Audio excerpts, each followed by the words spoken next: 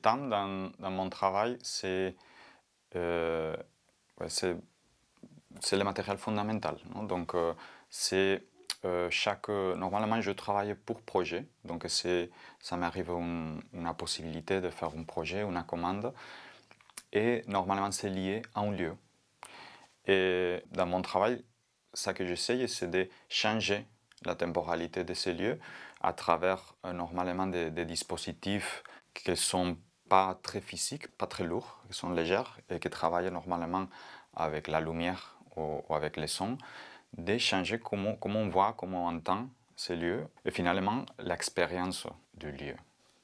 Finalement, on ne peut pas parler du temps ou d'espace si on ne fait pas les liens qui regardent, non? Le rapport à la perception, c'est très clair, et dans le sens que finalement, toute perception, toute notre réalité, c'est déjà une illusion.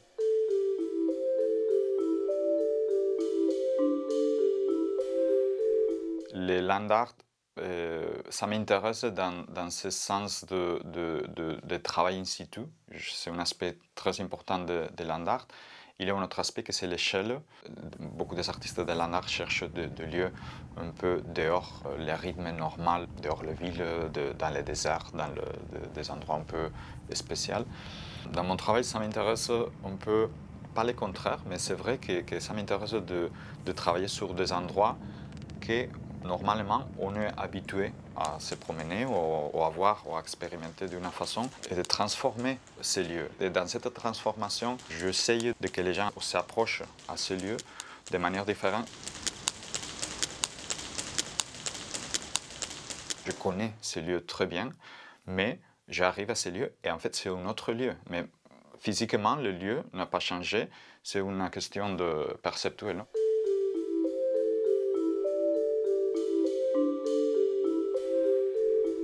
Le projet de stream building, c'est un projet qui est né d'une compétition, donc ça a été une compétition ouverte à plusieurs artistes, et très vite, ça a été très clair, cette idée d'une structure en bois qui a fait un peu le cœur du bâtiment, que ça a été très modulaire, donc il y avait une trame qui a donné un peu comme voilà, cet squelette où la fonction après arrive et c'est possible de la redistribuer de presque de manière infinie, non, dans cette différentes trames.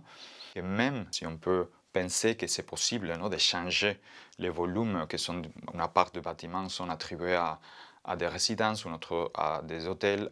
Donc l'architecte joue avec tous ces volumes, non, pour former les bâtiments, mais le bâtiment final, c'est juste une possibilité fixée de tous ces différentes variables.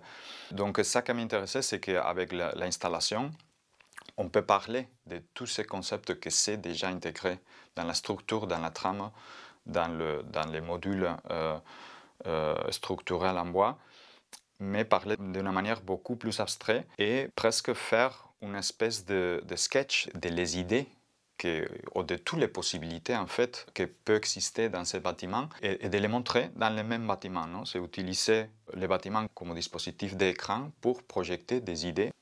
Ce n'est pas une œuvre que tu regardes pendant une heure, mais peut-être c'est une œuvre que tu regardes tous les jours, mais peut-être pendant 10 secondes. Non? Il n'y a pas de répétition du tout.